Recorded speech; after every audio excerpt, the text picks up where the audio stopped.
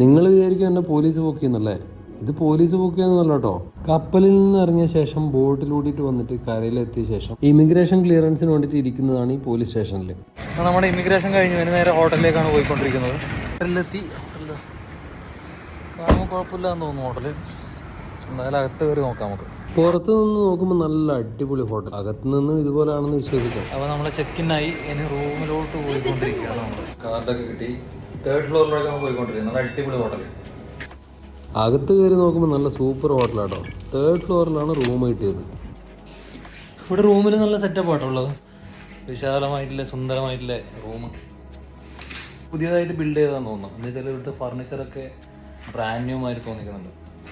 Room അമ്യൂണിറ്റീസൊക്കെ നല്ല ഉണ്ടായിരുന്നെങ്കിലും ഫ്രിഡ്ജിൽ ഒരു സാധനം പോലും ഇല്ലായിരുന്നു. അതുപോലെ തന്നെ ബാത്റൂം അമ്യൂണിറ്റീസും നല്ല സൂപ്പറായിരുന്നു കേട്ടോ.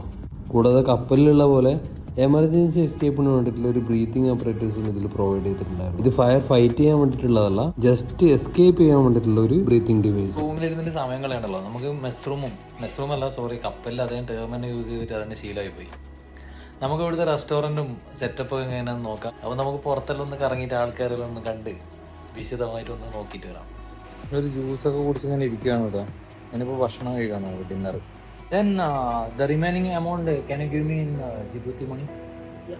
ഫോറിൻ കൺട്രീസൊക്കെ വിസിറ്റ് ചെയ്യുന്ന സമയത്ത് അവിടുത്തെ ലോക്കൽ കറൻസി കളക്ട് ചെയ്യുന്നത് എൻ്റെ ഒരു ഹോബിയാണ് കേട്ടോ. അതുകൊണ്ട് ഇവിടുന്നും ഒരു ഡ്രിങ്ക്സ് കഴിച്ച ശേഷം ഞാൻ പേയ്മെൻറ്റ് ചെയ്ത ശേഷം ലോക്കൽ കറൻസി ആയിരുന്നു അവരുടെ റിട്ടേൺ ആയി ഞാൻ ആവശ്യപ്പെട്ടത്. ജിബൂത്തി ഫ്രാങ്ക് ആണ് ഇവിടുത്തെ ലോക്കൽ കറൻസി.